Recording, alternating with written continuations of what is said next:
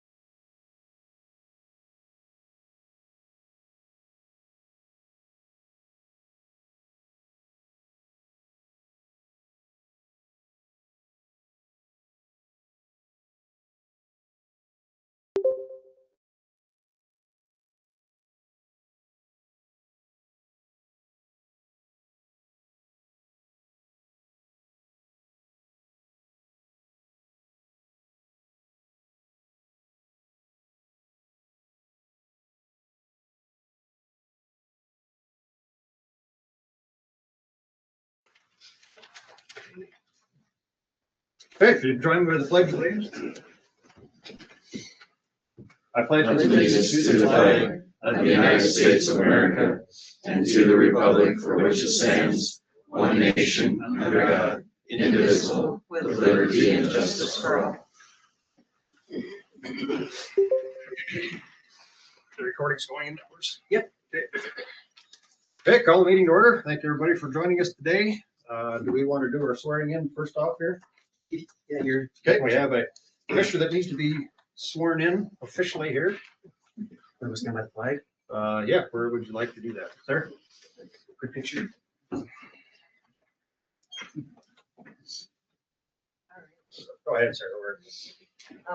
I, Tim Comer, do solemnly swear that I will support and defend the Constitution of the United States and the state of South Dakota against all enemies, foreign and domestic, that I will bear true faith and allegiance to the same, that I take this obligation freely without any mental reservation or for the purpose of evasion, and that I will faithfully and impartially perform the duties of the office of Lawrence County Commissioner according to law to the best of my ability, so help me God. Welcome. Thanks. Yes, welcome. Thank you, Brenda, and welcome aboard here, Tim.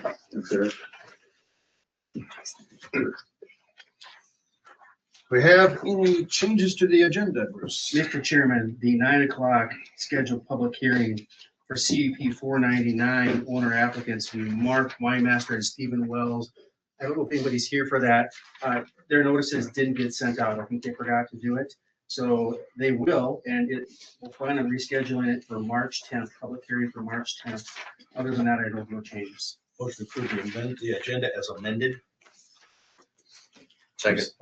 It's been moved by Flanagan, second by Ewing to approve the agenda as amended. All those in favor say aye. Aye. Any opposed, nay. Motion carries. Any conflicts that anybody would like to declare? Not here. I have none.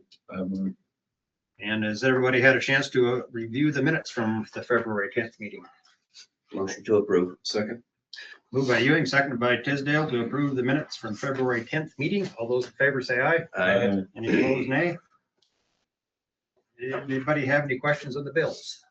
Good. I'm good. What would we like to do with them? Motion to approve bills. Second. Moved by Flanagan, seconded by Tisdale to approve the bills as listed. All those in favor say aye. Any opposed, nay? Okay, bills are taken care of. We have a couple of personnel items. Brenda, I have no personnel. travel requests. I have one. Travel request is to approve the request for Liz Card and drug recognition expert school as an instructor in San Francisco, California, from April 17th through the 13th. Mr. Chairman? Yes. Looks, is this reimbursed? Is that why we're getting this like this? It shows zero at the end. Yeah. We're just for. Yeah, it's essentially a grant. As an instructor. They bring instructors in from all over the country. And, so it's no cost to us. Thanks. Motion to approve. Second. Been moved by Flanagan, seconded by Ewing to approve the travel requests for Liz Sinker. Kudos to her for being able to be recognized as an instructor. That's probably a fairly big deal. All those in favor say aye. Aye. Any opposed, nay? Abatements. This Brett is here.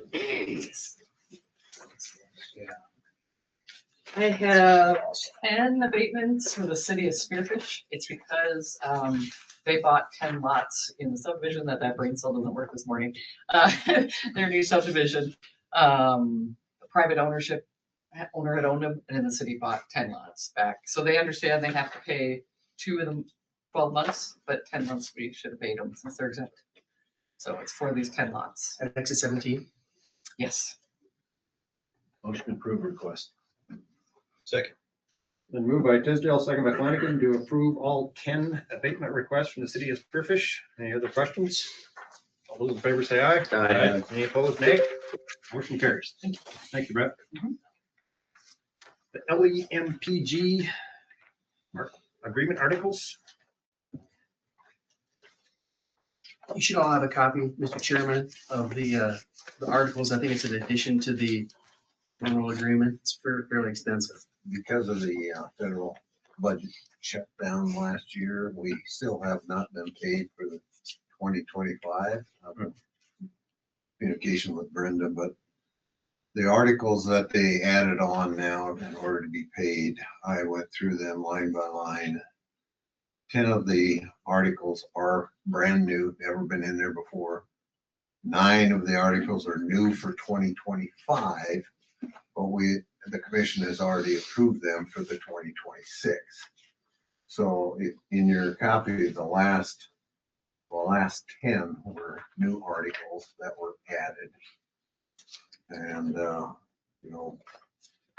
it's a myriad of articles: Build America, compliance with federal immigration laws, specific terms and agreements, impact of San Francisco versus Trump, state of Illinois versus FEMA, period of performance. Those last 9 were new. I did not see a problem. I'll refer to Bruce, but I try to go through them too, and I think we're compliant as far as I know. There's a lot to be compliant with. yeah, it is. It's getting more and more and more. I wrote a letter to them yesterday to the state, but it's coming down from the federal government. It's not the state. So, Or a lot of articles, 64 of them. There's a lot to try yeah, it to is. follow with every decision. Yes. Yeah, sure. Yeah. Yes. I think Paul will be looking for authorization to have the Yeah. chairman sign, right? Or is it Paul to sign? Just one, chairman. Sure. Chairman. Motion to approve and allow the chairman to sign. I'll second it. Then moved by Ewing, second by Tisdale to approve the articles of certification agreement and allow the chairman to sign. Any further questions? All those in favor say aye. Any opposed, nay? Okay, motion carries. State weed and pest chemical grant agreement. And that's pretty standard annually. It is, Mr. Chairman, and allows for reimbursement or costs for purchase of chemical, I believe. We'll be looking for authorization to allow Dave Heck to sign. I don't think you've seen this in the past, but you will going forward. But it's been something that's been in place for a number of years. Motion to approve. Second. It had been moved by Ewing, second by Flanagan to approve the weed and pest certification chemical grant agreement, cost share thing with the state. So is this something that was just handled at the weed board level before? I think so. Okay. Mr. Chairman, years ago, the commission directed staff that all sort of grants and so forth applications should go through the county commissioner so that you're aware of them. And I think this is one that just got missed out. So consistent with that policy, we're trying to make sure we bring all this freight to you. Okay, yep, that's understandable. Thank you. All those in favor say aye. Aye. Any opposed, nay? Okay, motion carries.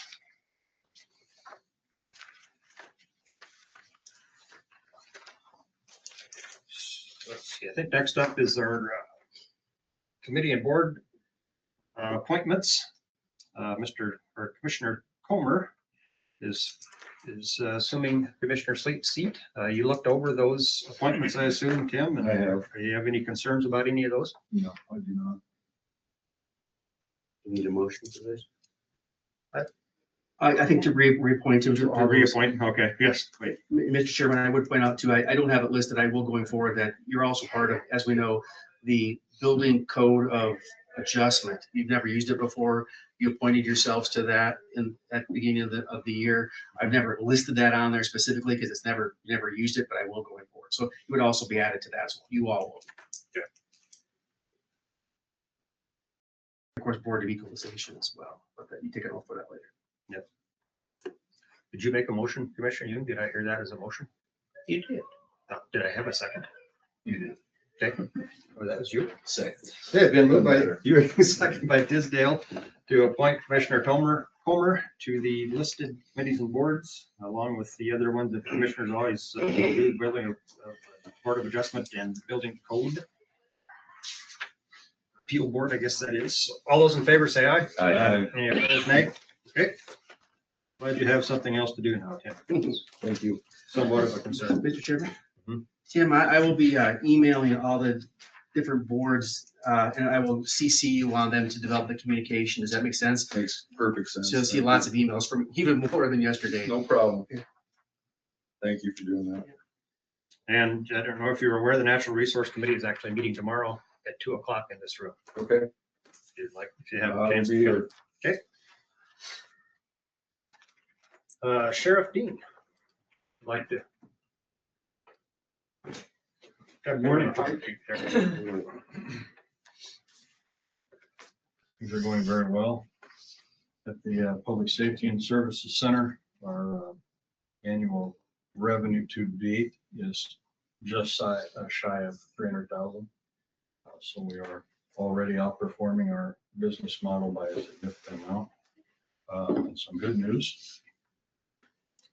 Western South Dakota Juvenile Services Center has notified Lawrence County that our rebate for 2025 will be 23,647.14. So we did very well in our historic decisions to stay with that program down there, and it's doing well for us. I'm happy to announce, if you might recall, a few short weeks ago, Mr. Diaz and I came to the board and wanted to implement the new security system for our employees as well as the court staff.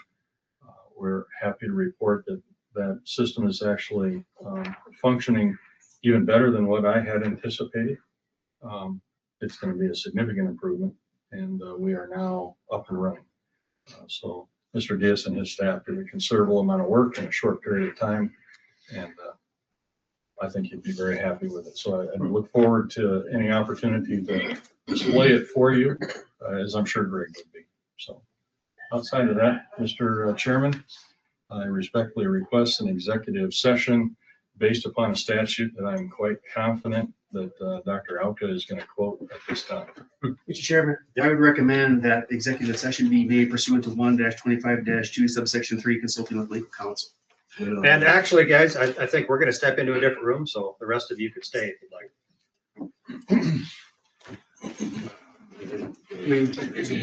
So we will go into executive session and we'll step into it. Got to vote on it? Do we need a motion? for that? Yeah, motion to move in the executive session. Yep, and moved by Tisdale, second by Ewing to move into executive session at 8:12. Greg? Do we vote on this? Yeah. Boy, you're just a stickler. All those in favor say aye. Aye. No. Okay, for those online, I'm gonna mute the microphone.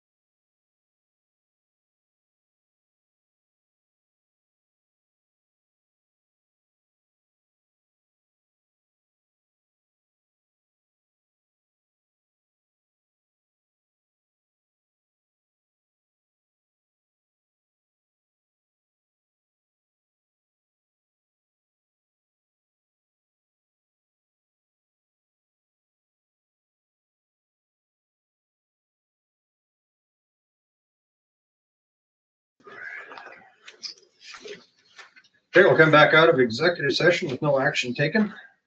Mr. Chairman, that is my report, unless the board has some questions for me. Thank you very much. Thank you. Next up is a public hearing at 8:25. We'll do just a couple of minutes for that.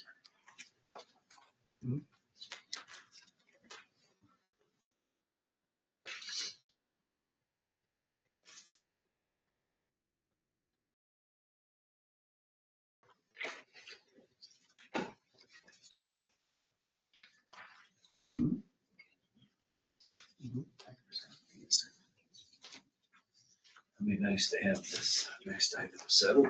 Been working on this for a long time. It's such an Yeah. insignificant little piece of property. Yep.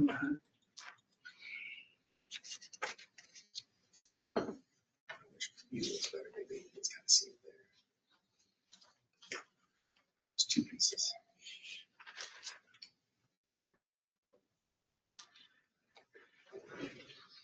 Hard to do much with it. No.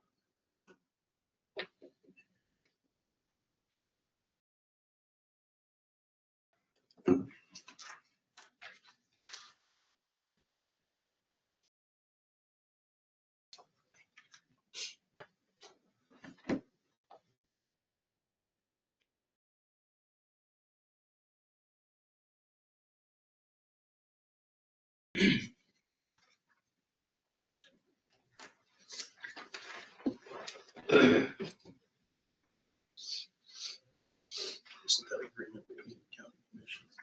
Chief holder and not for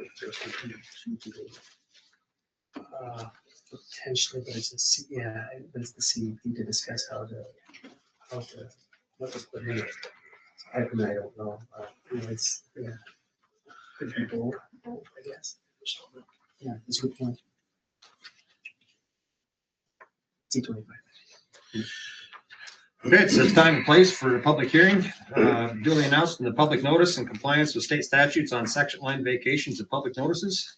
We'll have a staff description of proposed change. The applicant, if here, will have any opportunity to speak, followed by any proponents and opponents. If you would like to speak, we ask that you provide your full name and an address so they can be included in the minutes. So are you doing the staff report, Bruce? I will, Mr. Chairman. Mr. Chairman, this is the time and the place set to consider resolution 2026-11, proposing to vacate a portion of a section line affecting the landowners Ted and Kathy Thompson Revocable Trust and Black Hills Baptist Church.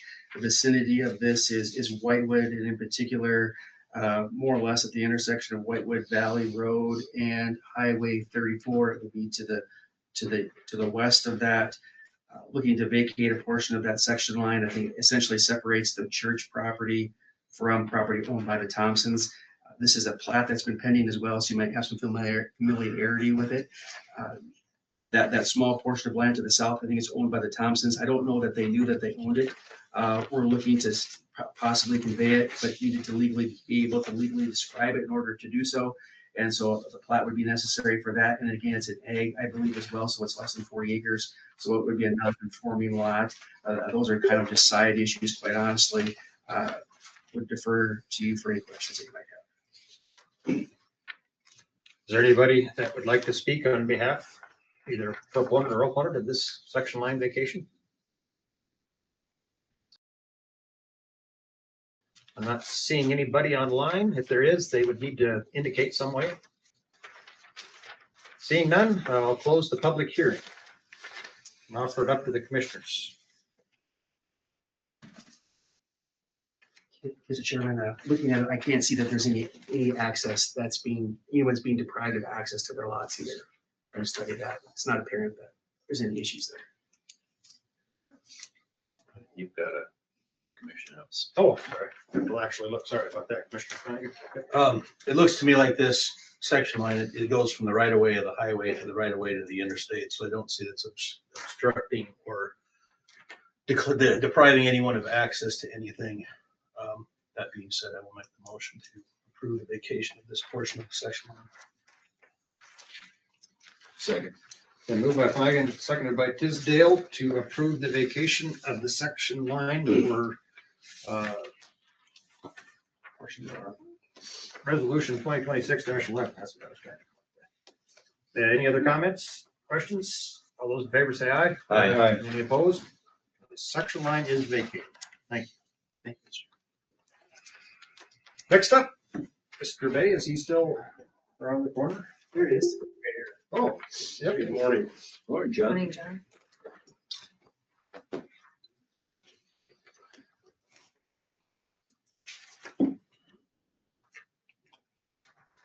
I have a utility permit.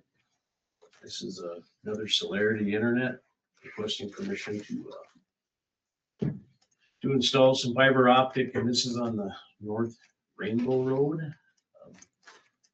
I know the last time they said that that was it for them, but I think they thought this was the city of Spearfish. They thought this was in city limits. And this North Rainbow Road is a county road, so. Everything's the same. I got their bond amount of $21,700 on there. That's their estimated cost in the right of way, so I would recommend approval of this underground facility. Follow recommendation. Second. And moved by Tisdale, second by Comer to follow recommendations for approving the utility permit along with the bond amount of $21,700. Any questions, comments?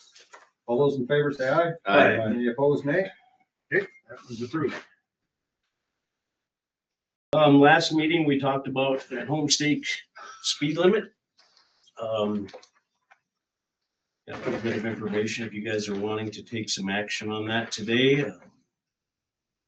You know, the request was made to change that speed limit on approximately 2 miles of home stake. I guess my recommendation, if we're gonna do this, and I have no problem with it, I think it's got merit. That section road has 241 cars a day on it. That's the last traffic count we did. That was in 2023. The section of home stake right at the Larson property is already 35. We have a little short section in there that's 35. Pro Peak Bench is 35 miles an hour. Moeller is 35. Everything's 35 in that area. To change this to 35 I think would be pretty seamless.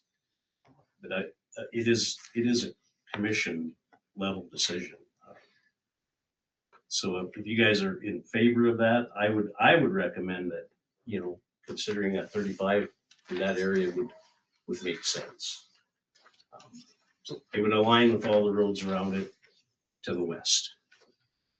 So this would be from Hills View up to the intersection where it turns to the west, or I'm proposing that it would be from Hills View to the west border of the Larson and Grand property, because that property is already 35 in there. Okay. That section of road is 35.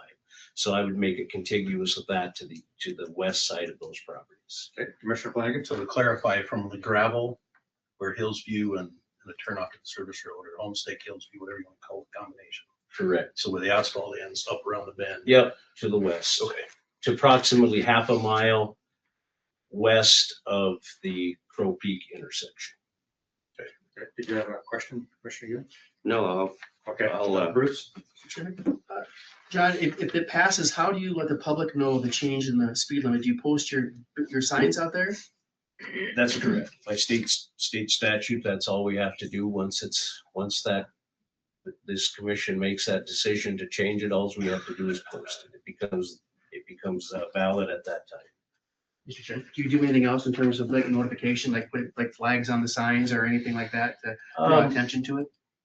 We generally do when we put new speed signs or new stop signs up. We always flag them. We don't take out ads in the paper or anything like that. But if you would like, we certainly could. Yeah, thank you. Commissioner Ewing. I'll make the motion to follow the highway superintendent's recommendation to lower that section of road to 35. Second. Been moved by Ewing, second by Comer to follow the recommendations and changing that speed limit for that portion of home stakes at 35 from 45. I think that's a good idea. You know, that's roads narrow through there. The 241 cars per day of traffic, that was from 2023, and would think that it's somewhat higher now. So it's a lot of traffic for a narrow road at 45. Any other questions, comments? All those in favor say aye. Aye. Any opposed, nay? Okay, speed limit changes.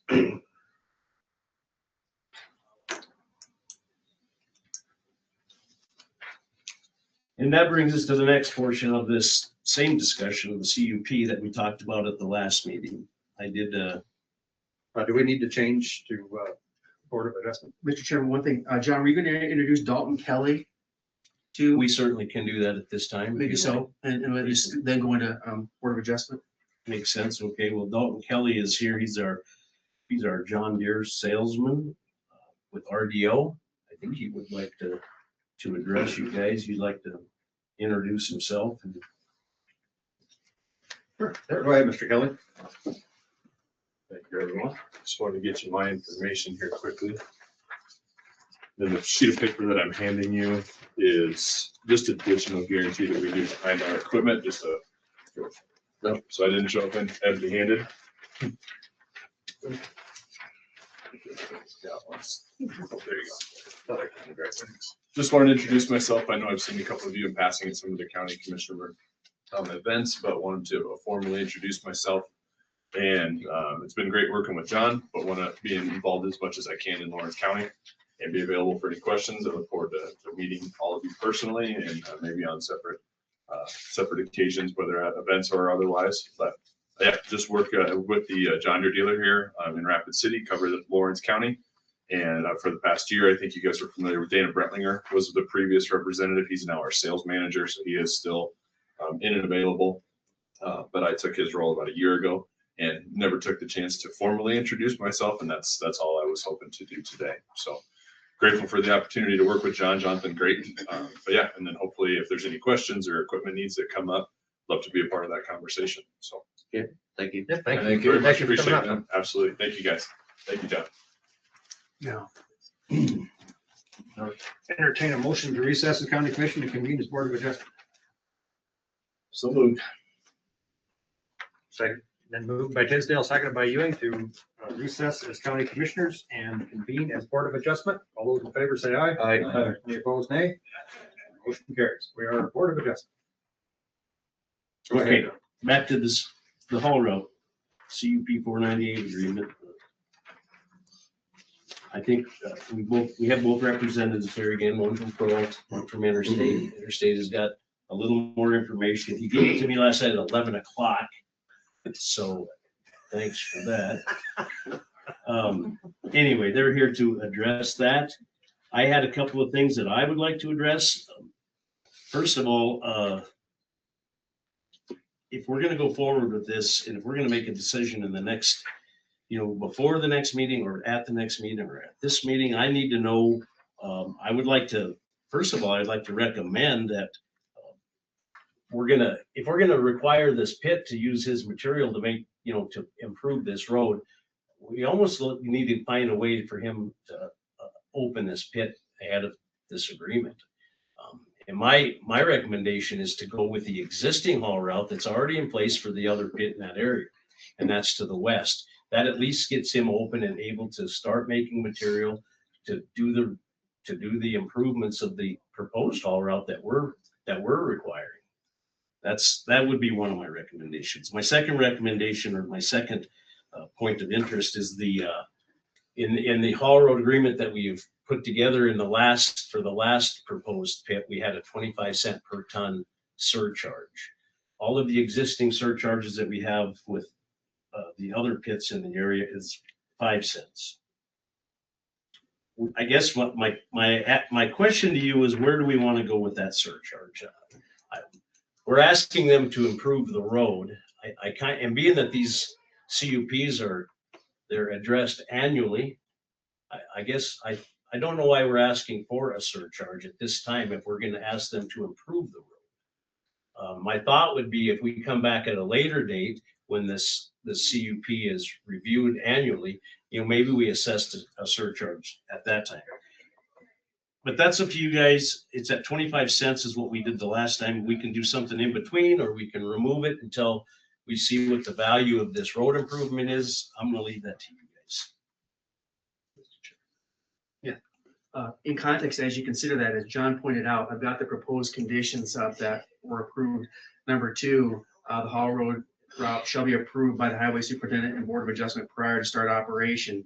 And so if you're going to alter that or include a haul route to the existing route, theoretically, it would require an amendment to the proposed conditions. It would be a minor amendment to the proposed conditions, which would require not a public hearing, but I think a writing submitted to planning and zoning that could be presented to you later on as a process issue. But I just want to point that out, that technically that's probably how that would have to work out. Does that make sense to everybody? Mr. Chairman. Yeah. I was gonna go a similar way, and our highway superintendent does an excellent job, but we're not requesting that they fix this. It was a requirement of the conditional use permit that they do the improvement. So it's not we're asking you to do this, it's to get this approved. That's one of the requirements that we had. And that's where I was gonna go, is it's a condition of the whole and not just an incidental. And I agree. I think there either needs to be a modification of conditional use permit, or else they need to find gravel wherever and do it. That says to do it, and it'll happen before they open and are producing. Mr. Young? Just a quick question. If we force them at this time to go to the west and they're participating in the improvement to the east, I think that should come into play, that they can at least go that far to help with the improvement to the east. Well, I mean, yeah, absolutely. If they, to do the improvement, we're gonna have to haul material that way. Right. But it didn't seem to be included in what you're suggesting here. I apologize, because I guess the way I thought about it, that's how I thought. I didn't say it that way, but that would be correct. Yeah. You know, to the area of the improvement for certain, you know, we certainly need to allow truck traffic that direction. My thought is just to get them open, to get a haul route in place. I mean, it could be to the west and incorporate like our original one with the local traffic, which included the areas of Crow Peak Bench and all of those areas. You know, we've already talked about, it doesn't make any sense to make a haul route go to the west only to come back up home state to those areas. So I'm 100% on board with going east and west. I guess my thought is just to get a haul route agreement in place so they can open and start making the material that is going to be required to do the improvement. I don't know how else they're going to do it. If we don't let them produce material, we're not going to be able to continue with this improvement unless we start bringing material in from outside the area. But then we're going to need a haul route to put it onto that area as well. We're putting the same truck traffic in the same area. It only makes sense to me to take it from the proposed site. Absolutely. Yep. So I guess I'm a little confused why we would need to change the CUP at all, because it says that the haul route shall be approved. So why can't we just approve the haul route? Yeah. Without going back and doing anything with the CUP? Sure. For your consideration, I would look at it. It says prior to the start of operation, the haul route shall be approved prior to the start of operation. Right. So I guess it comes down to when do you consider start of operation, and maybe perhaps doing that work as preliminary work and not start of operation. When Amber and I looked at it, I think we interpreted it to mean that they were starting operations. Obviously, that's up to you. Go ahead, Commissioner. I think what you're saying is a haul route agreement shall be approved versus the actual haul route being approved, that the road surface is ready to go for. I would agree with that. Yeah. And so I think it's not spelled out exactly that way, but it's like, so like when we would have the highway superintendent approve a road in a subdivision, he would go in and inspect it before we would do the approval. In this case, it may or may not be the haul route. Well, it's certainly the haul route agreement, but it may or may not be the actual surface of the haul route that we say, okay, he says, okay, this is up to snuff, ready to go.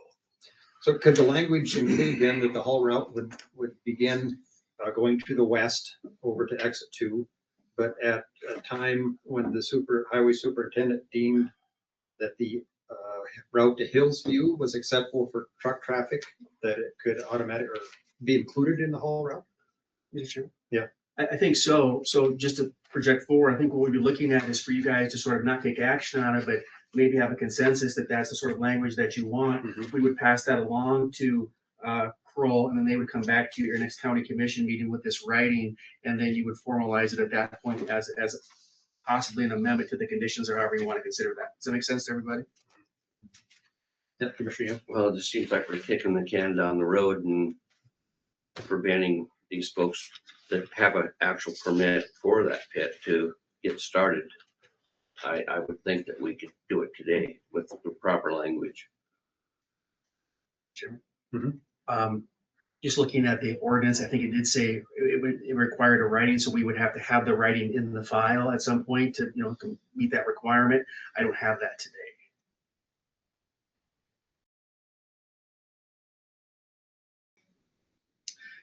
In other words, I'll just filibuster while you think about that. It would be kind of like, you approve a plat subject to something, a condition later being done.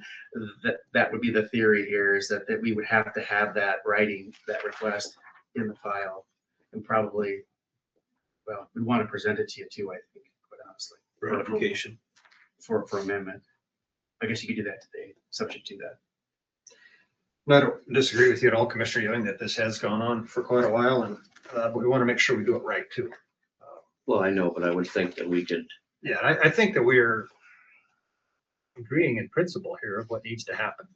I appreciate Mr. Bay bringing this to our attention, because it did seem like we were getting the cart before the horse there. We need to make sure the horse is ready to pull the cart.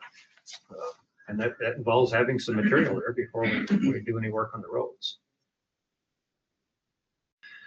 The other question then is the surcharge fee. I agree with the highway superintendent that maybe at this time we don't impose that and review it in a year to see if it's needed. Is that what I All your heard? COPs are reviewed annually. Yeah. I have a feeling that, I think if I recall, this is 100 ton for the first year of production.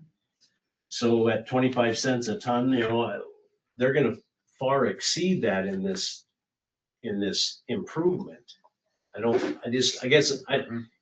It's just my belief, it doesn't matter, but I don't believe it's fair that we're gonna impose a surcharge when we're already requiring them to do an improvement. The surcharge is for road maintenance and improvement. So I guess my thought is if they're already gonna surpass that amount based on the tonnage that they say they're gonna produce.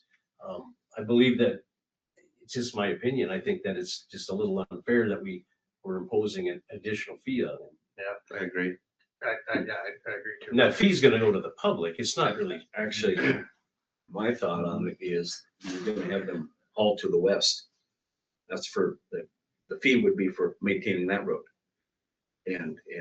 so I they're guess not the using fee the would one be to for the east. maintaining any amount of road. We still have usage of the road and more of it. We would still have cost. We still have Because costs of of extra maintenance, so Yep. I don't know. I kind of disagree. I think it needs to stay on. But Could we do it in a manner that we had the 25-cent surcharge, but then we could give them credit for the materials provided for the additional add on to the road? Offset that. don't we have further discussion on design and the bid and all those things that kind of ties into all this? I mean, if we get everything on the board, which we haven't yet, maybe we frustrate some of it. Possibly ask the representative Kroll if you have questions. Yeah, something to add, Mr. Marshall? Yeah. You need your name and address again, please. Mr. Chair, I'm Brian Marshall, general manager, Kroll Road, next to 685 Government Valley Road, Sundance, Wyoming. So we do some of these road use agreements in like Custer County and stuff. And what they'll do is, they'll charge me for the maintenance of the road. So if they have to do 2 applications of mag water or whatever to my section road, they'll me direct, I pay it, and life goes on. If you do 25 cents per ton to me when we're doing the full maximum amount I can do for my pit, it comes out to $60-some thousand. Mag water costs, I think John told me around 9,500 or 10,000 per mile. And so it gets to be kind of a lot of money when if it exceeds the cost. I'd rather just pay the cost of what the county, what it costs the county to maintain that road for my damages. I think that's fair. And going to the west, I think that's a good thing. I think that makes a lot of sense because they got to bring my crushers in and all that kind of stuff beforehand. And I think I won't be able to do anything on the east side until, and this is just talking from the interstate, they'll have August or sometime is when you'll have a design. I think we'll have it much sooner than that, but when we talked, I think I told you around that time. So I can't crush until, I won't be able to do anything until then. And I talked to my superintendents yesterday about when I can get in on and do the slope repair and widening. And as soon as I get clearance, get it designed, I'll move the crew in and we'll start doing that. So I guess that's all I have unless you have questions for me. Those other road use agreements you have, do they have parameters on what the maintenance, what the upper limits of the maintenance are? Well, like Custer County, I'm 5 miles off the county road there. And they chose to do a cost share with me on that because there's other people that use it, other industries. But I do a 50-50 cost share, and that superintendent, he just sends me a bill in the fall and I pay it, and that goes on. And it's kind of up to his discretion there, what is appropriate. And you're okay with that being his discretion? Yeah, because sometimes they do. There's some on a dry, dusty year there. They'll do 2 applications there, and so the cost share changes a little bit. And so to protect him, that's what we agreed to, and I think it makes a lot of sense. Thank you, Mr. Martin. John, are you clear on, do you need any extra guidance from the commission regarding what work is to be done in what areas and how it's going to be accomplished? Are you squared away on that, or do you need further direction? I think we're squared away. I mean, I've got Interstate doing the work here. I mean, I think and he can answer some of your questions. He's given us another proposal based on the work that we're asking him to do in those areas. You're not going to see it. I got it at 11 o'clock last night. Yeah. These, his proposal is now just confined to making, widening those 2 areas, leaving it as a gravel surface and going forward with that. And then, we're going to pay him to do that work. And then we're going to be reimbursed by the contractor, as far as this engineering portion goes. So, I think they're ready to start. And I mean, they're ready to start getting the plan together. Sure. I would propose that, I think that maybe at your next meeting, if we have this writing from the applicant, the pit operator, to amend the CUP, we would include items like that in there. What parts of the road are going to be done, how it's going to be paid for, how it's going to be accomplished. Then also to include any fees that you're going to charge, and also any direction about what direction you go for a period of time and then come back. Just trying to keep all that in the forefront. Yeah, we'd have to have somewhere in that agreement as to when the Howell Road could change to the east instead of the west. What has to occur to get to that point. I'm also remembering one time we were where Homestake Road turns to the west on that corner. Were we not going to change that corner? It was brought up at more than one time about taking that curve out and making a T intersection there. Yeah. Is that still on the table, or where did we end up on that? No, we quit talking about that when that last gravel quarry, when that failed, So do we want to revisit that with this one? Go ahead, Fisher. I travel that road all the time, and I think that intersection is very functional the way it is. I wouldn't see any reason to redesign it or do anything. Okay. There's no crash concerns there that we haven't had any necessarily reports from that spot. The only crash data we have in that area is we have one crash Probably, it's a half a mile up. It would be at the guardrails. It was a DUI type of, somebody ran in the guardrail. The other crash incidents are one on Hillsview and one on West 14. Those are only 3 crashes in that whole area outside of Interstate 90 from 2022 to 2026. But this is also the area that we just reduced the speed limit in, so I would think that that would also aid in that. Out there too. And I guess what we can just take it as a wait and see kind of approach and see how this thing works once this quarry is in place and the haul route, and we see where we are for traffic. And, if we have to change something, then again, this gets reviewed annually. We can do something at a later date as well. We sure did, yeah. John, you say there's 241 trips up and down that road back in 2020. 2023 is when we measured that at the east end of Homestake. It was 241 cars. What's your point on pavement? Is that 300? 400? Well, it's 400. 400 is our kind of our threshold. We have many roads that are over that we don't pave.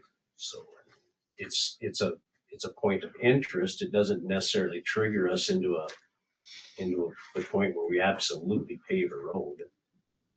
We have sections of Maitland that are much higher than that we don't pave.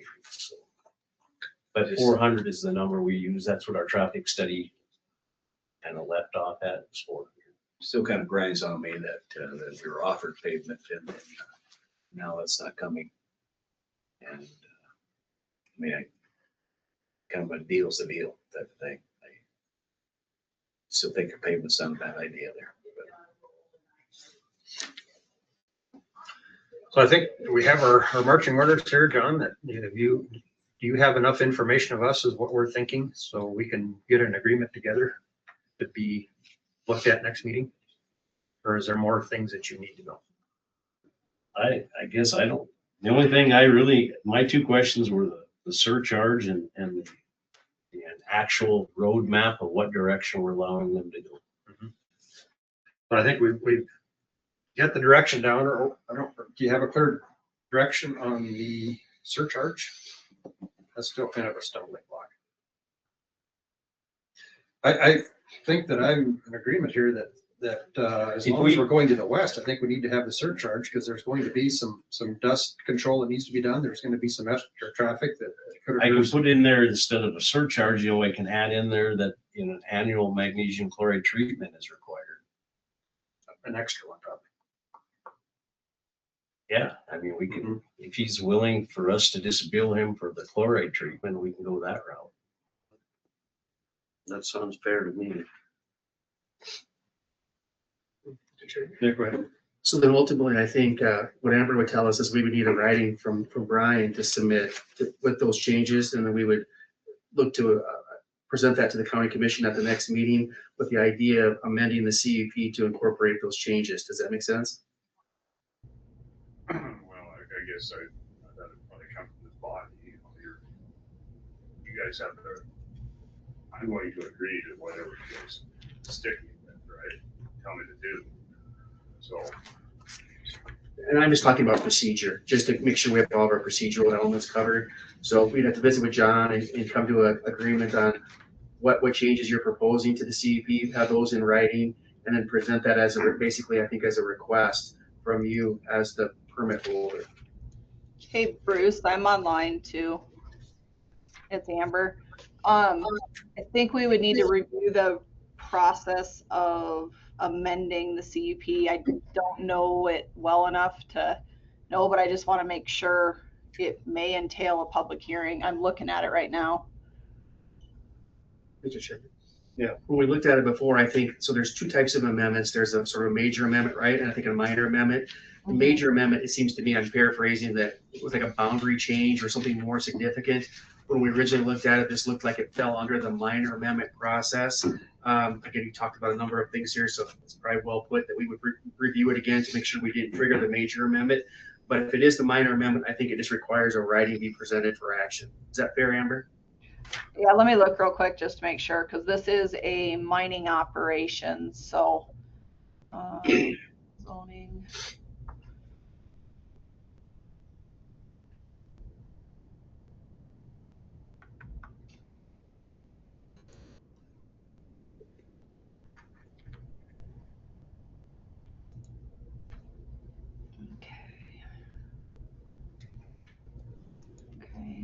takes us back.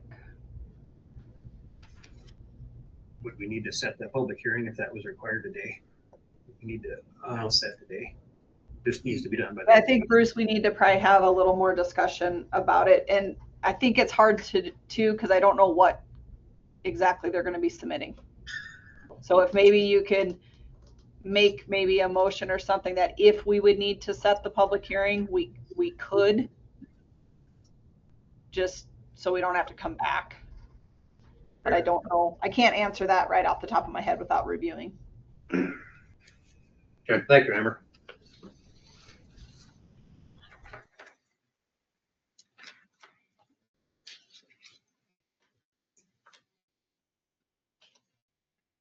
Well, the question then before is if we do need a public hearing to change the conditional use permit, we would need to set that at a meeting or a future meeting. So if we didn't, we need to have, Amber suggesting we do that as an option. So we have the opportunity to set a public hearing. Does that work to do it that way, Bruce? Yeah, I mean, I think staff could set it if necessary, just If proceed. they were authorized to, but they wouldn't necessarily have to. We're Right. not telling them they have to, they're just giving us that option. Right. And I don't think that we probably would be able to have it. It does require public hearing by the next meeting on March 10th. Would be at the subsequent meeting in March, probably. Probably. It's not as easy to get things published.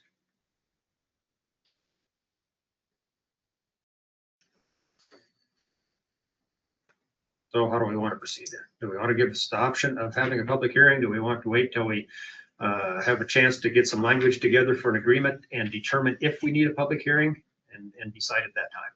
Those are the two options.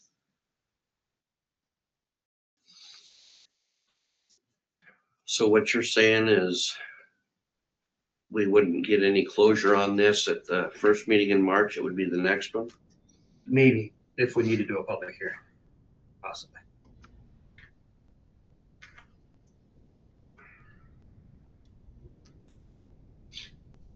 Could we have, Bruce, could we have you maybe review this a little bit? We make a decision later in this meeting today on what direction we would have? I can go up right now and try to look at it. We can try, yeah, we can table this for now and pick that up at the end of the meeting. Yeah, because Amber's going to be down at the chairman to present her planning and zoning, so I won't have the ability to discuss it with her. Yeah. There's that issue. Well, we can. Can I We can- interrupt? Sorry. Yeah. I'm looking at it right now and I would agree. So under the extractive industry amendment procedure, it does state any amendment to a conditional use permit or conditions thereto not altering the boundaries of the permitted area shall require that the applicant modify the approved CUP. And then it says according to 20.007. So if you look at 20.007, that's just basically the regular procedure.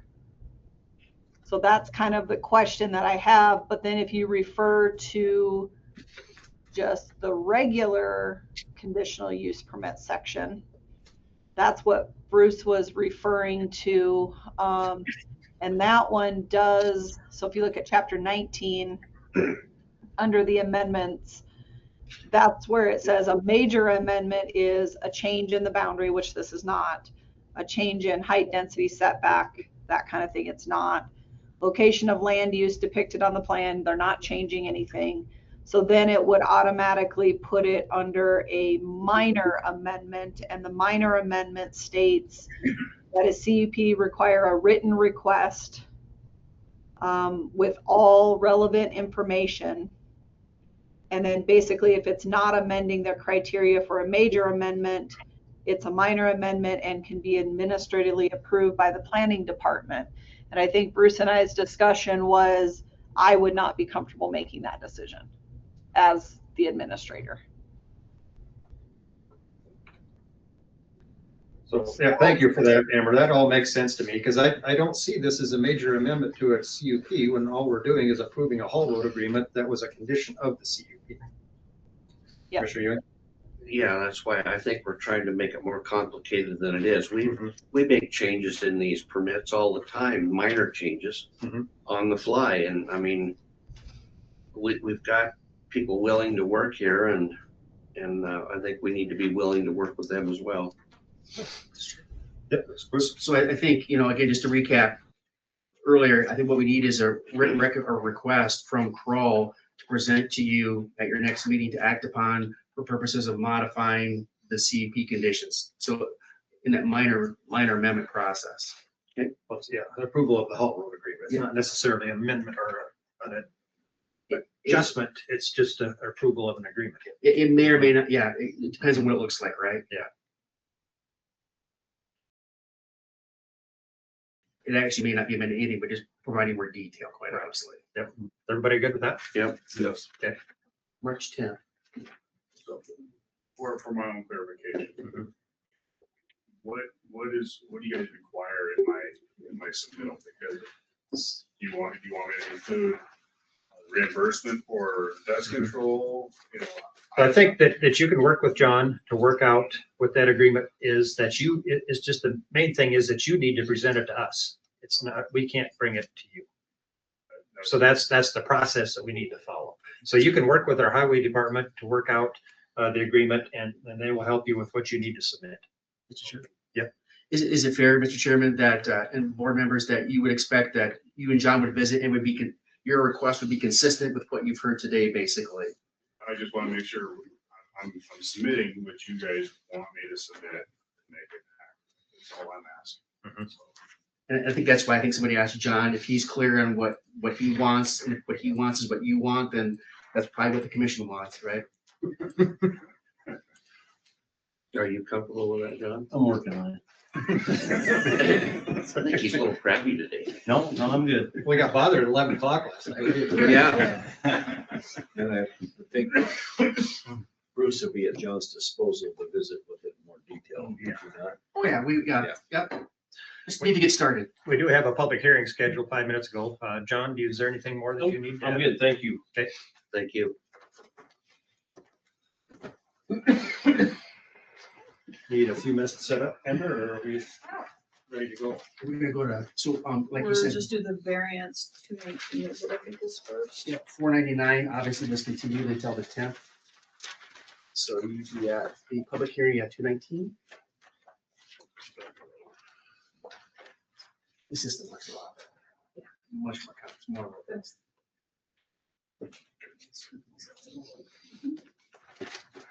Variances, these are our variances, so we're still Yep. under board of adjustment. Correct. So the first one is for James and Jean Camp, and they're here, they're present. This one is Creek Run subdivision, which is an older subdivision down Maitland Road. And what they would like to do is they're requesting a 10-foot variance to the 25-foot front setback requirement. And that includes a variance to build within the power line easement. Now, obviously, we can't give that power line easement, so the power company did provide that they did allow them to build a little closer already. So it's kind of a two-part. And then what they're trying to do, maybe this is kind of a blow up of it. So you have Maitland Road is out here. You kind of get a general idea. And then you have Ida Gray Drive, which comes right off of Maitland Road. And then you have this little Spokane Road, which is just 3 houses in there, and it's a little dead end. It's just like a little spur right off of here. This is a 66-foot road here. Their house sits on this side. They would like to build a garage right here, but there's a major power line easement that runs here. So the power company did allow them a little bit of variance to their normal setback along the power line. So they pushed it back as far as they could, that the power company would let them go into that easement, but it still wasn't quite enough right here. The terrain in here is a little weird. They own on both sides of the road, so they're just going to utilize on both sides of the road. Here's kind of a better what it looks like here. Their house sits over here. They own this. The rest of their property is coming uphill on this side. This is what they're building, just a pole building type garage. They wanted to show you what it looked like. Here's kind of a overall, you can see what it looks like going back. There's some more overall layout of it. Here was, we did ask for a copy of the letter from the power company and they were fine with it. So that's in there. This is the neighbors. We've had a couple of letters from them just, so he went to all of them and kind of let them know what the deal was. So he got that one. We got this one. We took a picture of his letter to help get it digital. So there's that one. They also took some photos of it in here to kind of see that, so you can see the terrain. There's another one. Let's see where that power line is there. This is kind of showing where they wanted to put it.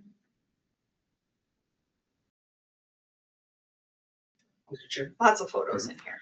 Amber, this road is not part of the road district, is that right? Correct. It is not part of Ida Gray Road District. We checked, and that little Spokane is not, they kind of work together to deal with it, the landowners out there. But it is a public road, public right of way road. Yes. Publicly dedicated or just? No, it's one of those that it's publicly dedicated, but they still pay taxes on the whole thing because it's not. It's a dedicated easement It's an easement. It's there. It's public. to the center line. Yep, their property line doesn't split it like some do. So they still pay all the money for it. Nice of it. Yep. So here's kind of an overall view to show the terrain. This gentleman way over here actually has a driveway across the upper part of all of these to get to his house. You can kind of see. Off of Ida Gray. No, well, that one would come off, yeah, it's off of the top of Ida Gray. So these ones, all of these lots are kind of this way, long and skinny. Through Brett's property, you got easement. So There's one back in here, yeah. And so this is all on the, we'll say the bottom end of the hillside. And you can see where that major power line runs through here. And this is one that planning and zoning actually approved. Not staff, but the board did.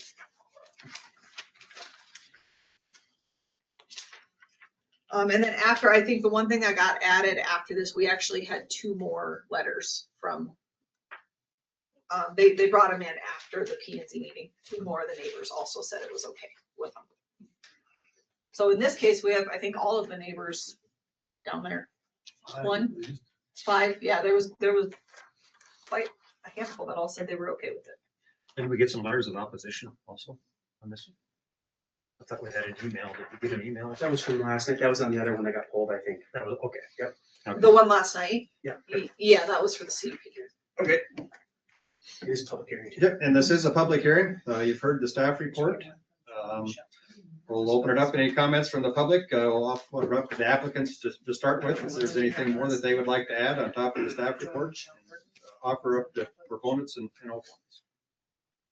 My name is James Camp. I live on this, my variance that I'm asking for. Spokane Road, I guess Amber's gotta be right. She says public road. When I talked to Gene Pesca, he thought it was a private road. I'm not sure. He's the guy that developed all that. this was before Gene Pesca. That's an Is old it? subdivision, Okay. yeah. Well, He was on the other side of the. I asked him about, Yeah, that's what I was saying. what do you call them? Covenants. And he said they're null and void, basically. But anyway. We just want to build a building so we can put our stuff in, and that's all the room we got. If I don't build it there, I can't build it.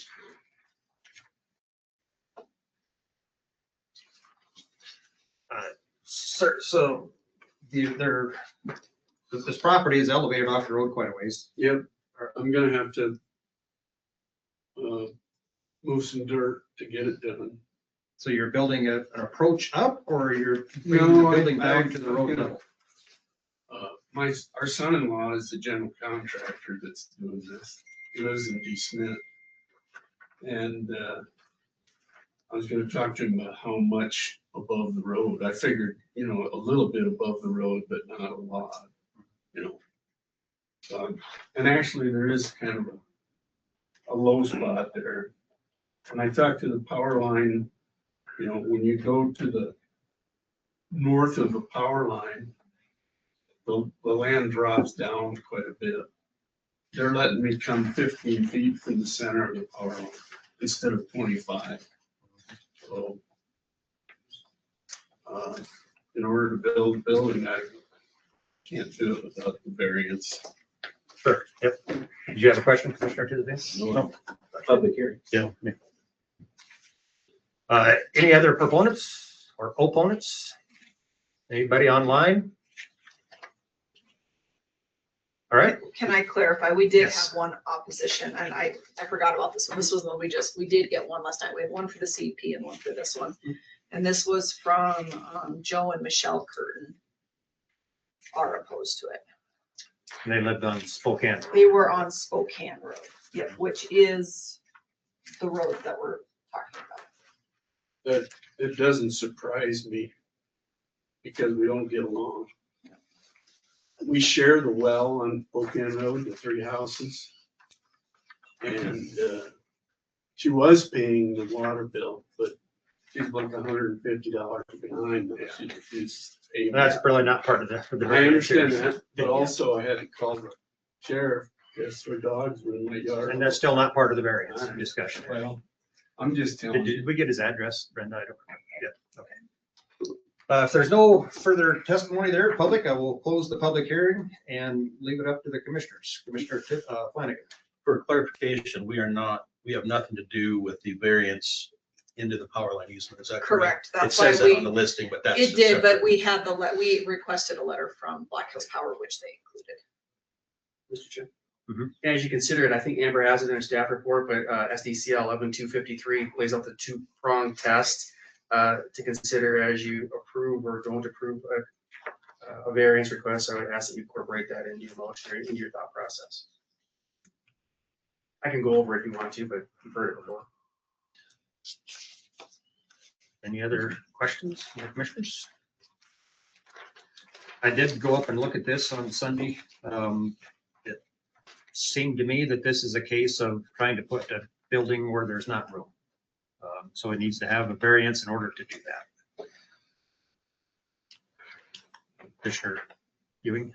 I would make a motion to follow the planning and zoning's recommendation of approval. So planning and zoning board approval. The board approval, yes. Not, I didn't want to compete it with the staff. I'll second.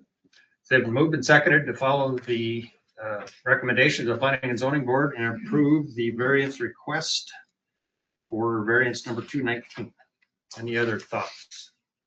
Commissioner Flanagan. I'm just gonna echo the chairman's sentiment in that because you want a building a certain size doesn't mean that you need a variance to build it. You might need to change the building. Or location. This is the location to be tough. So we know the Board of Adjustment, that the criteria for approving a CUP is the same as, even though your Board of Adjustment is the same as if you were going to originally approve it or deny it, which is a simple majority. For a variance, however, sitting as Board of Adjustment requires that supermajority of 2/3. So require, I think, 4 out of 5. Yes, 3 out of 5 would be 60%. So by my math, you need 4. If I may, Mr. Chairman, if I may read the criteria again, if I may. Whether the granting the variance is contrary to the public interest, to approve, there must be a finding that the variance would not be injurious to the neighborhood or detrimental to the public interest or welfare.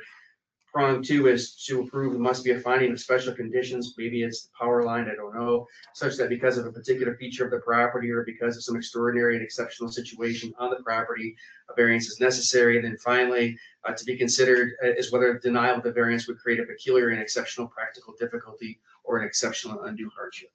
Not my words, but legislature. Yep, thank you for that reminder. Any other questions or discussion before we vote? Okay, we'll need to do a roll call vote on this, please. Tisdale. Aye. Ewing, Aye. Homer, Aye. Flanagan. Nay. Ewing. You already called. Jennings Jennings, is a nay. sorry. Manay also. That was 3-2, so. 3-2, so that motion fails. So the motion was to recommend. Do we need to do a separate motion to deny? So I can do a motion to deny based on, I fail to see special circumstance when you can adjust the size of the building. And I will second that. So it's been moved by Flanagan, seconded by Jennings to deny the variance request. There, do nothing. Spin. Mr. Chairman, Yes. before you vote, of course, you need to have 3 to pass a motion to deny, or, no, We got 4. 4, yeah, so, okay, we'll see how this goes. Yeah, we're gonna get, I think we're gonna be on a cul-de-sac here. So I think we're probably ready to vote. Gruder? Tisdale, Nay. Ewing, Nay. Homer, Nay. Flanagan. Aye. Jennings. Aye. Motion fails. Now where do we go, Bruce? Well, So- I guess, I'm struggling with this because if we vote down a motion to approve it, doesn't that automatically?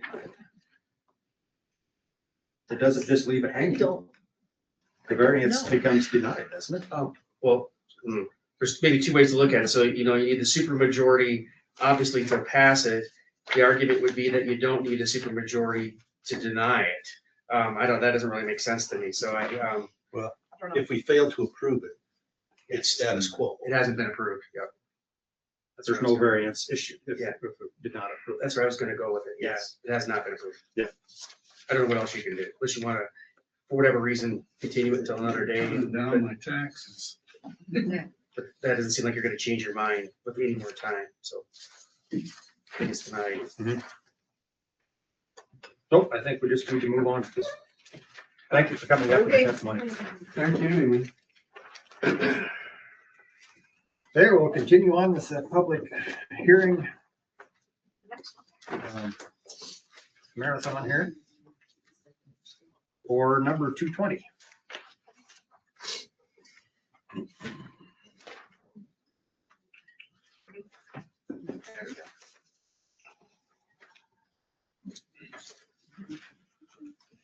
He's online.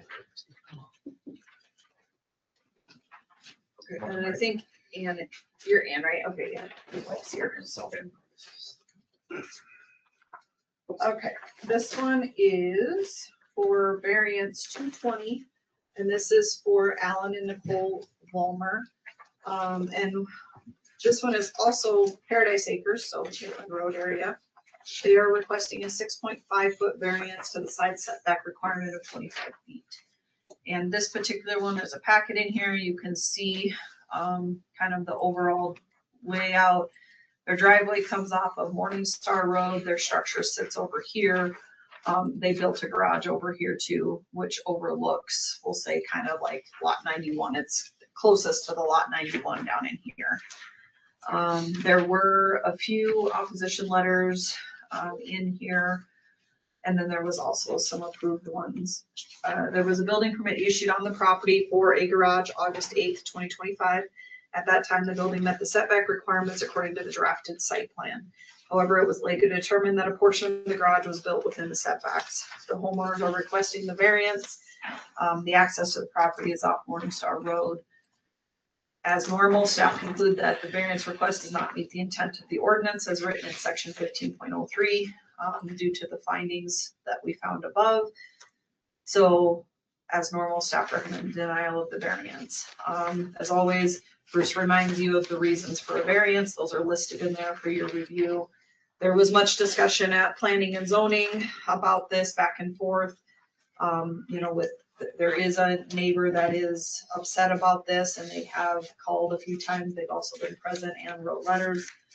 And at that time, it was motion to approve the variance to allow it, as it would not be injurious to the neighborhood or detrimental to the public interest and welfare. So staff denied it. The P&Z board approved it. It was a roll call vote. You can see that here. Very similar situation, but what happened is it built into the hillside. You can see here's the site plan that we had. They ended up going and looking at it. The landowners did, so they self-reported that they made a mistake when it was built. And you can see here, this is the garage. So their house sits over here. They meet setback on the house. The garage sits down here in the corner and it does not meet setback. So this is after it was built, they had this done and found that. And then within that, there are some photos in here. There is a write-up here that Alan and Nicole did. You guys have already read through that, so I'm not going to read through all of it, but I'll get to the pictures. There were a lot of pictures, so. So this kind of shows it's built into the hillside. The road comes right in between, so the driveway comes in between there. There's the garage in question, and it's the back corner. This is the rear view of the garage, so you can just see the roof on it. This shows the general location. You've got house down here, leach field on this side, garage sits right here, driveway comes in here. These are just kind of showing that septic and driveway. And there's lots of photos, so I don't know which ones you want to look at, but I do know we have online and in person for the public hearings, so. You can tell me what else, that's all I have, yeah. Okay, this is public hearing as Amber mentioned, so I will open the public hearing. Offer it up to either Alan or Nicole, maybe would like to address us. We just need your name and address, please, Nicole. I'm Nicole, 20757 Morningstar Road. Just a couple updates, I guess, since the last meeting. There was discussion, as Amber mentioned, about a potential land swap between us and the Schweitzers, who is the neighboring landowner. That is something that we weren't able to come to an agreement prior. We did hear the feedback. My husband offered a 1.5 to 1 ratio of our land to theirs. Their original offer was much greater than that, approximately 3 acres of our land for this. Our offer was not accepted either. I think next steps for us to be any further negotiation on that is going to involve third parties, unfortunately. We don't think that's necessary. We believe our structure is a good candidate for variance consideration, not detrimental to the neighborhood in any way, and the unique characteristics of our lot. There is just no place else to put this. The regretfully big problem is that we have to come retroactively. We identified this mistake after the structure was material complete. We haven't finished it entirely, but it's just minor things. We are doing everything we can. We take our accountability on this very seriously. So we're just following the processes available to us to try to remedy the situation the best that we can.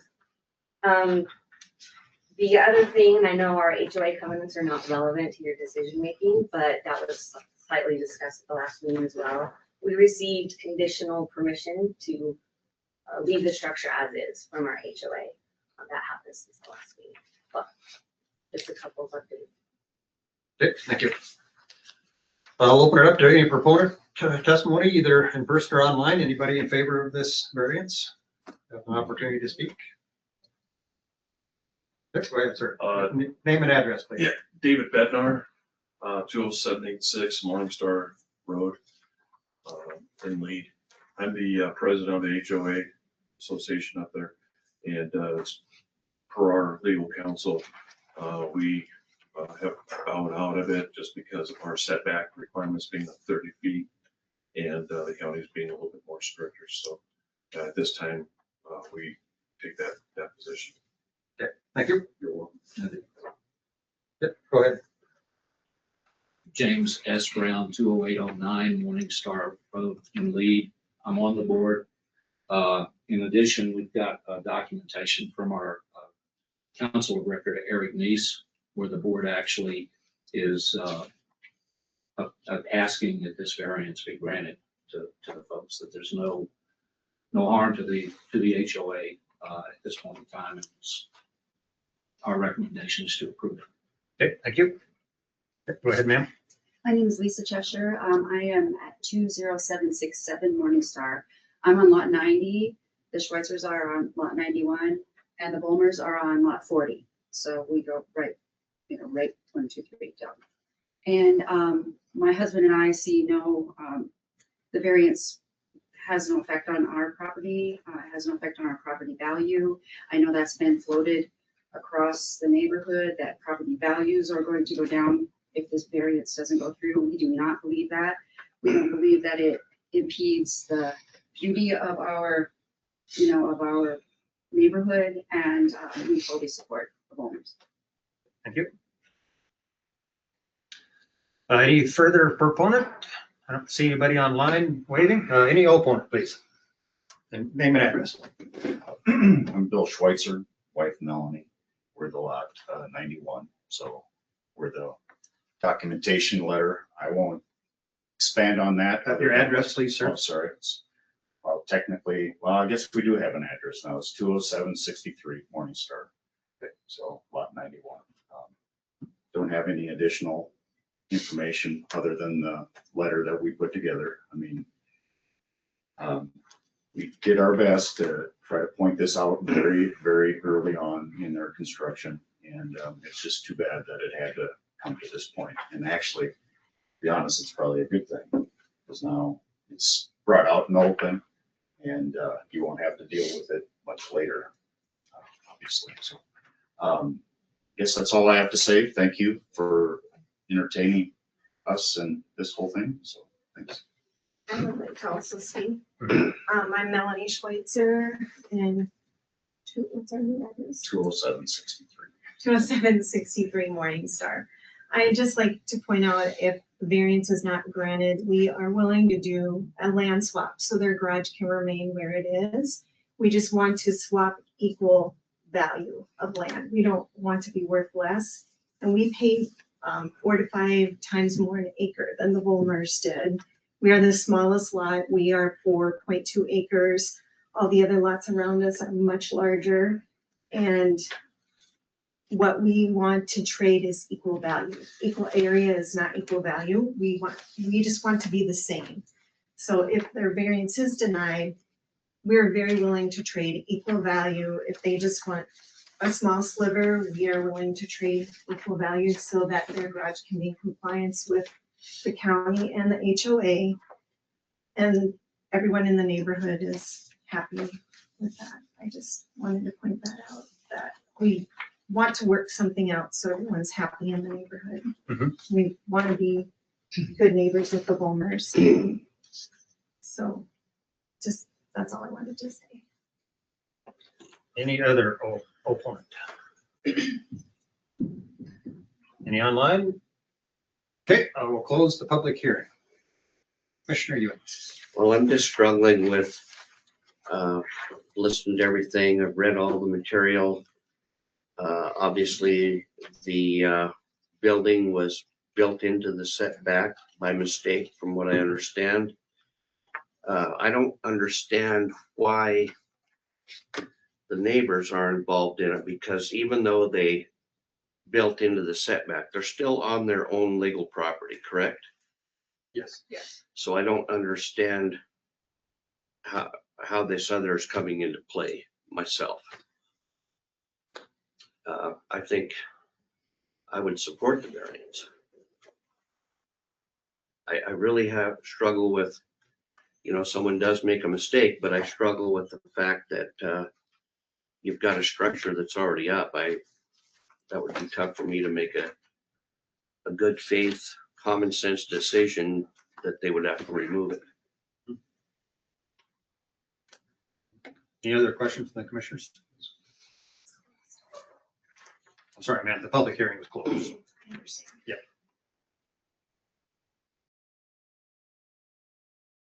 So I struggle with this also. I went up and looked at this building too.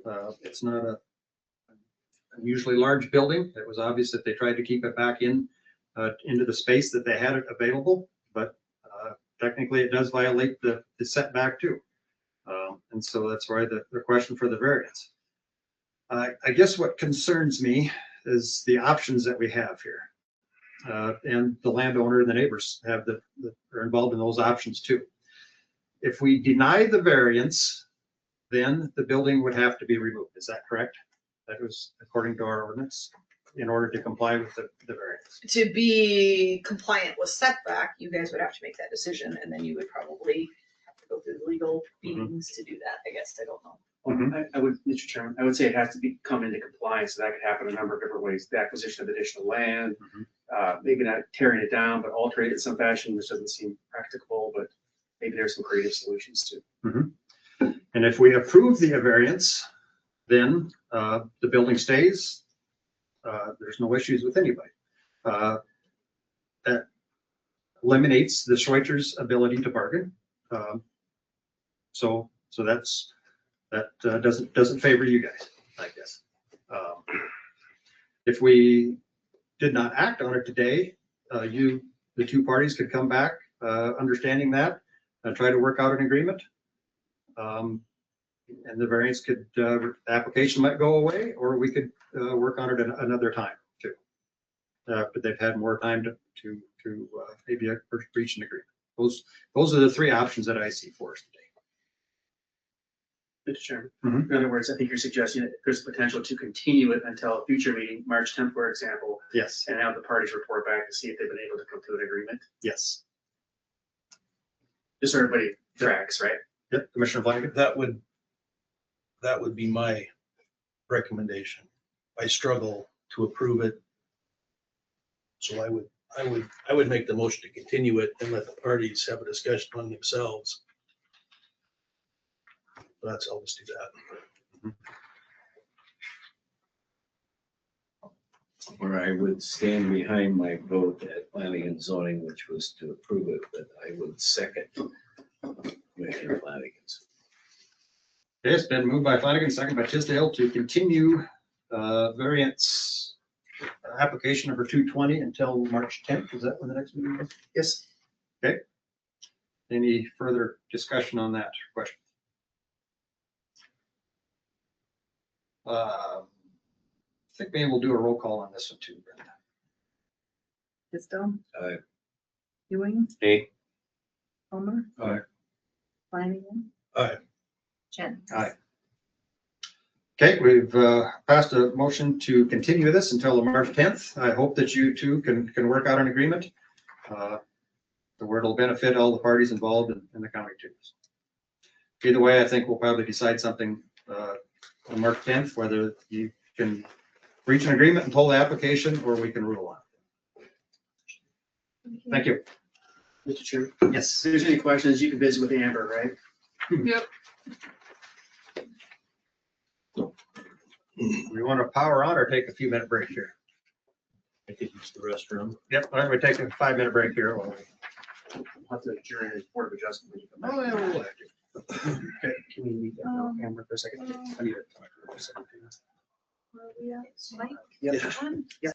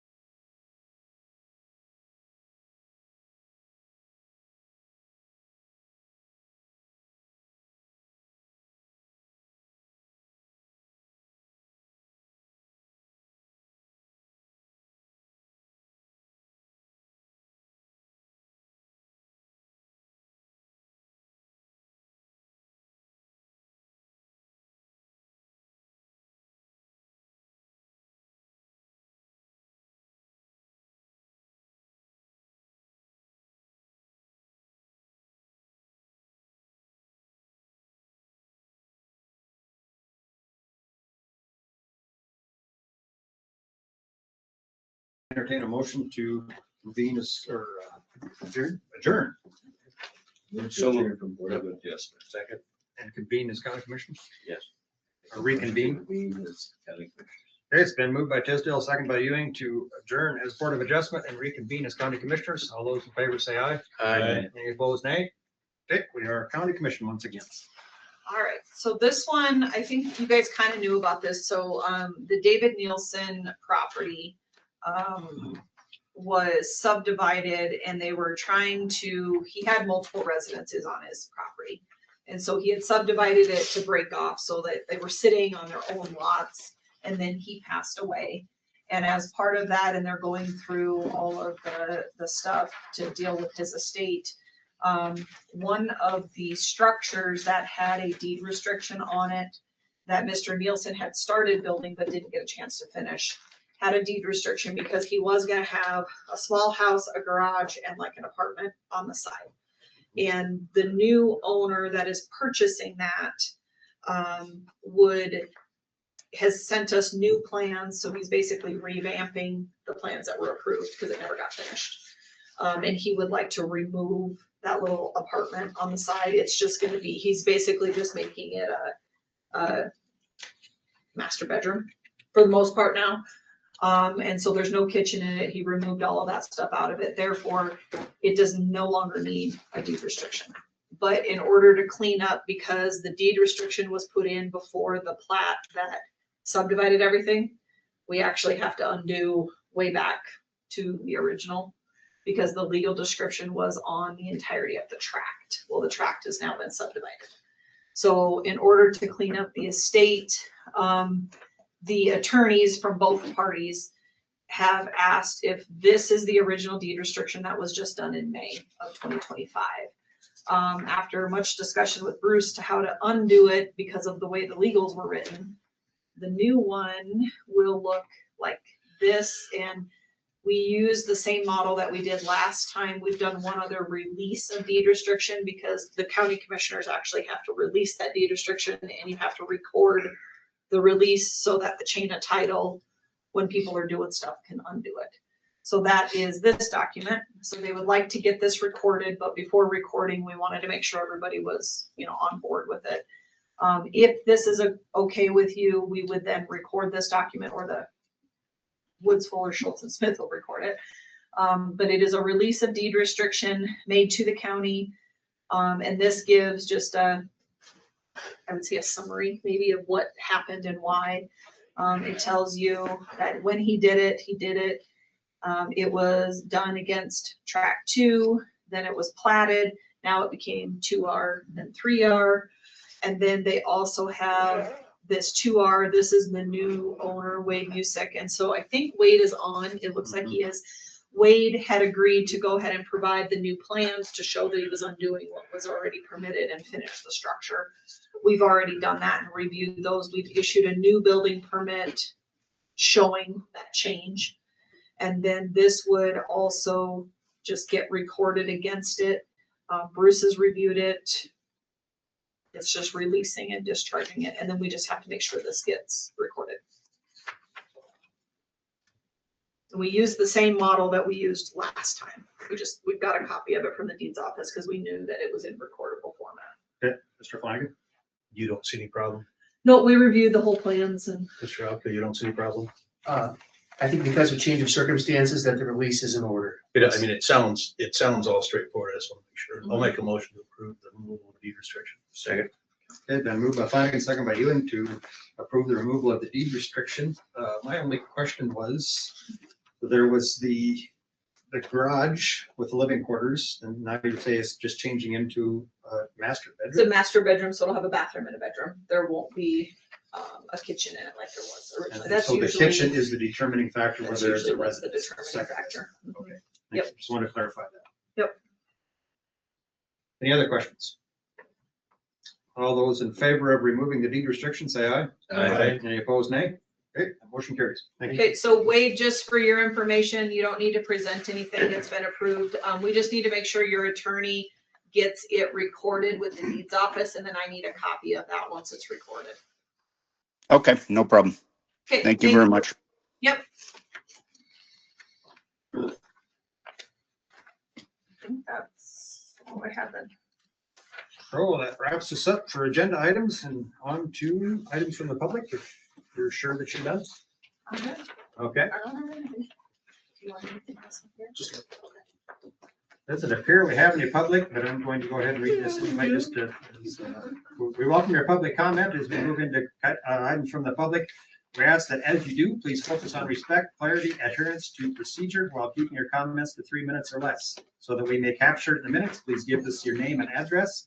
While making your comment, please be concise, state your specific comment, avoid personal attacks and profanity, and follow the chair's guidance. Remembering that we are listening, but typically not engaging in back and forth dialogue during public comment, as the goal is effective communication, not debate. Anybody from the public online? See, that's why you sit still, Sarah. A lot of rules. Not seeing anything, so we will move on to items from the commissioners. I have none.